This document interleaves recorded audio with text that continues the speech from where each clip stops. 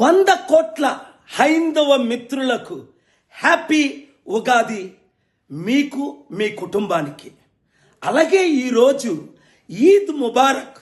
200 దేశాల్లో 200 కోట్ల మంది రంజాన్ చేసుకుంటున్నారు. అయితే విచారం ఏమిటంటే, ఒక నెల్లూరులో ముస్లిం ఉన్నాడు చూసారా, వాడు ఇష్టం వచ్చినట్టు వాగాడు.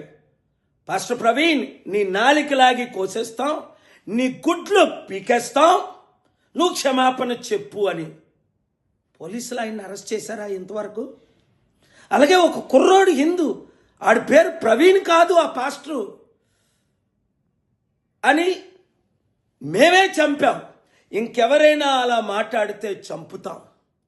చూసారా, అక్కడ అమెరికాలో టెర్రీ జోన్స్ అని ఖురాన్నే బర్న్ చేస్తుంటే నేను 2011లో ఆపిన సంగతి మీకు తెలుసు.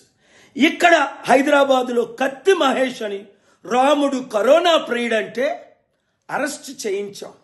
బైబిల్లో క్లియర్గా ఉంది, ఇతర దేవతలను దూషించొద్దు, వారిని కించపరచొద్దు. యేసు ప్రభు క్రైస్తవుడు కాదు, హిందువుడు కాదు, మహమ్మదీయుడు కాదు, కానీ సర్వ మానవుల కొరకు ప్రాణం పెట్టిన రక్షకుడు. తిరిగి లేచి పరలోకం వెళ్ళేటప్పుడు ఏమన్నాడు? ఇదిగో నా శాంతిని మీకు ఇస్తాను, శాంతిని ప్రకటించండి.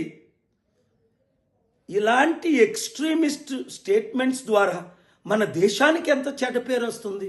కనుక మీడియా మిత్రులారా, సోదరులారా, శాంతిని ప్రతి గ్రామానికి చేర్చటానికి, ప్రతి ఇంటిలో, కుటుంబంలో, కమ్యూనిటీలో, కులములో, మతములో శాంతి ఉండడం కొరకు ఈ వీడియోని శాంతి కాముకులందరూ షేర్ చేయండి. God bless you. Peace be unto you.